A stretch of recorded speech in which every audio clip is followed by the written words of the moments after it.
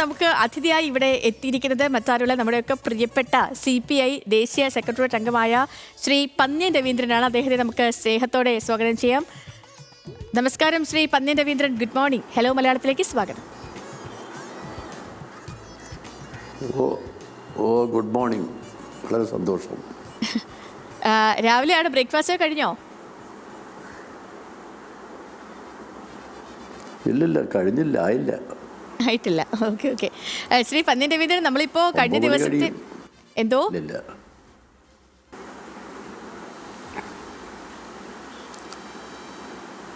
Okay Shri Pannyan Raveendran, നമ്മളിപ്പോൾ ഈ കഴിഞ്ഞ ദിവസത്തെയൊക്കെ ഏറ്റവും പ്രധാനപ്പെട്ട ഒരു ചർച്ചാ വിഷയമായിരുന്നത് ഈ പരിസ്ഥിതി ദിന ആഘോഷവുമായി ബന്ധപ്പെട്ട് ഇപ്പോൾ നിലനിൽക്കുന്ന ഒരു വാദപ്രതിവാദങ്ങളൊക്കെയാണ്. ഇന്നലെ ലോക പരിസ്ഥിതി ദിനമായിരുന്നു. വളരെ സന്തോഷത്തോടു കൂടി ലോകമെമ്പാടുമുള്ള എല്ലാ മനുഷ്യരും ഒരു ദിവസം പ്രകൃതിക്ക് വേണ്ടി മാറ്റിവെക്കുന്ന ഒരു ദിവസം, അത് അങ്ങനെ നല്ല രീതിയിൽ നടക്കേണ്ട ഒന്നായിരുന്നു. പക്ഷേ പലവിധമായ കാരണങ്ങൾ കൊണ്ട്, വിവാദങ്ങൾ കൊണ്ട് അത് പെട്ടുപോയി. അപ്പോൾ അതിൽ നിന്നും തുടങ്ങാം, നമുക്ക് അങ്ങയുടെ പ്രതികരണത്തിൽ നിന്ന് തുടങ്ങാം ആ വിഷയത്തിലെ.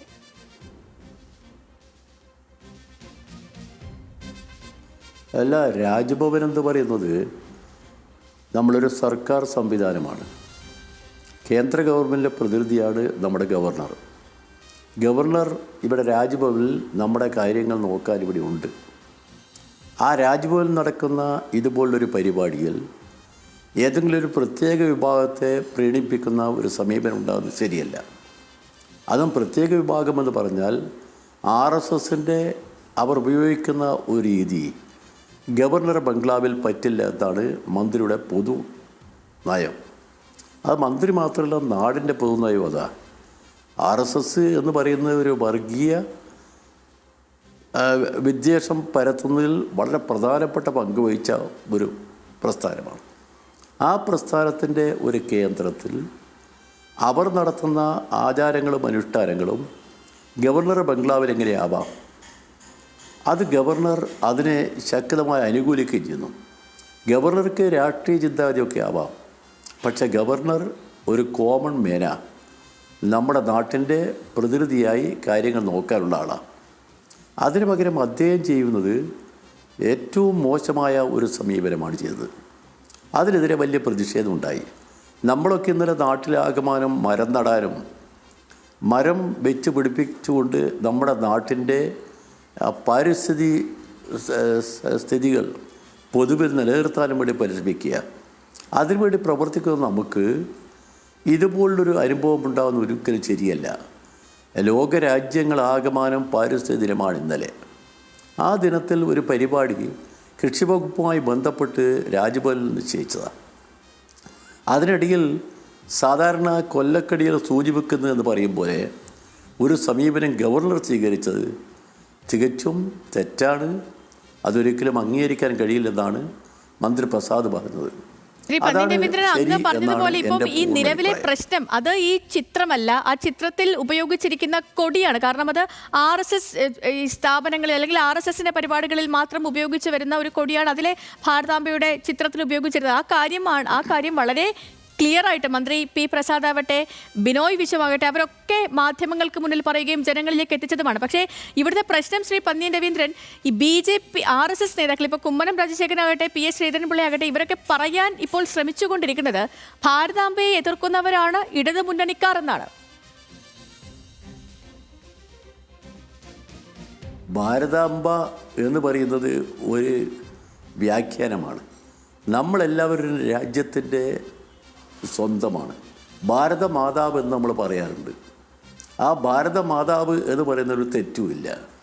നമ്മുടെ രാജ്യത്തിൻ്റെ നിലനിൽപ്പിനൊരു കൊട പിടിക്കുന്നത് നമ്മുടെ എല്ലാം മനസ്സിലുള്ള ഭാരതം എന്ന ചിന്ത തന്നെയാണ്.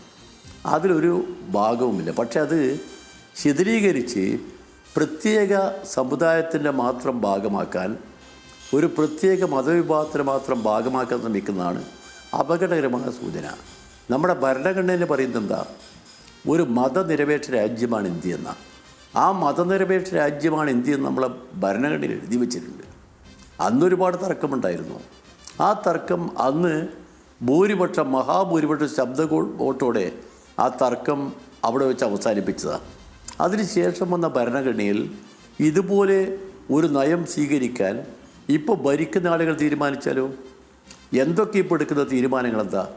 നമ്മുടെ രാജ്യത്തിൻ്റെ നിലനിൽപ്പിന് അപകടമുണ്ടാക്കുന്ന ഒരുപാട് നിഷേധാത്മകമായ തീരുമാനങ്ങൾ കേന്ദ്ര ഗവൺമെൻറ് സ്വീകരിച്ചുകൊണ്ടിരിക്കുന്നു. അതിൻ്റെ ഭാഗമാണിതും. നിങ്ങൾക്ക് RSSൻ്റെ പ്രവർത്തനം നടത്തിക്കൊള്ളൂ. ആ പ്രവർത്തനം നമ്മൾ ശക്തിയായി എതിർക്കുകയും ചെയ്യും. അത് നയപരമായ കാര്യമാണ്. നമ്മുടെ ഒരു പൊതുവിശ്വാസത്തിന് വിരുദ്ധമായൊരു സമീപനം RSS സ്വീകരിക്കുമ്പോൾ ഞങ്ങളിതിന് എതിർക്കും. കാരണം നമ്മുടെ രാജ്യത്ത് RSSനെ അനുകൂലിക്കാൻ ആരുണ്ട്? നേരെ തന്നെ RSSനെ നിരോധിക്കേണ്ടി വന്നത് എന്തുകൊണ്ടാണ്? എല്ലാവർക്കും അറിയാലോ എന്താ അതിൻ്റെ കാര്യമെന്ന്. അതുകൊണ്ട് ഇതുപോലൊരു സമയത്ത് ലോകമാകെ പാരിസ്ഥിതിക വിഷയങ്ങളെക്കുറിച്ച് ഒരുപാട് ചർച്ച ചെയ്യുമ്പോൾ നമ്മുടെ നാട്ടിൽ തന്നെ ഇപ്പോൾ മഴ വരുന്നത് എങ്ങനെയാണ്? നമ്മുടെ കാലവർഷത്തിൻ്റെ പൊതുരൂപവും നമ്മുടെ നാട്ടിലെ ഇതുവരെ ഉണ്ടായിരുന്ന പൊതുവിഷയങ്ങളുമെല്ലാം മാറി മാറി വരുന്നു. എന്തുകൊണ്ടാണ്? നമ്മുടെ നാട് വികസിപ്പിച്ച് വരുന്നതിനും അനുസരിച്ച് നമ്മൾ വേണ്ടത്ര ശ്രദ്ധിച്ചുകൊണ്ട് അതിനനുസരിച്ച മറ്റു സംവിധാനങ്ങൾ ചെയ്യണം. ഒരു മരം വെട്ടിയാൽ പകരം ഒരു ചെടി നടണം. അതുപോലുമില്ലല്ലോ. നമുക്ക് മിക്കവാറും കോൺക്രീറ്റ് മുറ്റങ്ങൾ, അതാണ് ഇപ്പോഴത്തെ ഒരു പൊതുപരിഷ്കാരം. അതല്ല, പഴയ കാലത്ത് നമ്മൾ കൊണ്ടുപോയിട്ട് കുഴി കുത്തി വെള്ളം സംഭരിക്കുമായിരുന്നു മഴക്കാലത്ത്. ഇപ്പോഴാ ഏർപ്പാടുകളൊന്നുമില്ല. അതുകൊണ്ട് ജനങ്ങളെ ബോധവൽക്കരിക്കാൻ, അതും കുട്ടികൾ ഈ കാര്യത്തിൽ വളരെ പ്രധാനപ്പെട്ട പങ്ക് വഹിക്കുന്നത് നമ്മളെ സ്കൂൾ കുട്ടികൾ, കോളേജ് വിദ്യാർത്ഥികളൊക്കെ. അങ്ങനെയുള്ളൊരു സമയത്ത് എന്തിനാ നിങ്ങളെ ഏർപ്പാട്, എന്തിനാ RSSൻ്റെ ഏർപ്പാട് ഇതിൽ ചുളുവിൽ കയറ്റിക്കൊണ്ടുവരിക എന്ന് പറയുന്നത്?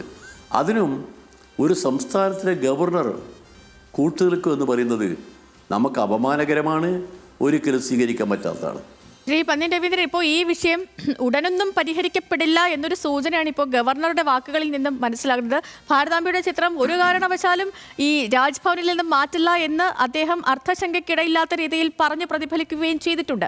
ഇപ്പോൾ ഈ ഉയരുന്നൊരു ചോദ്യം, ഇനിയിപ്പോൾ ഈ രാജ്ഭവനിൽ വെച്ച് ഏതൊരു പൊതുപരിപാടി നടന്നാലും ചിത്രം മാറ്റാത്തിടത്തോളം കാലം അവിടേക്ക് സർക്കാർ പ്രതിനിധികളോ മന്ത്രിമാരോ ഒന്നും എത്തില്ല എന്നാണോ? ഈ ഒരു ചിത്ര വിവാദം എന്നതിനും അപ്പുറത്തേക്ക് ഈ ഒരു വിഷയം മാറുകയാണോ? അങ്ങേക്ക് എന്താണ് തോന്നുന്നത്?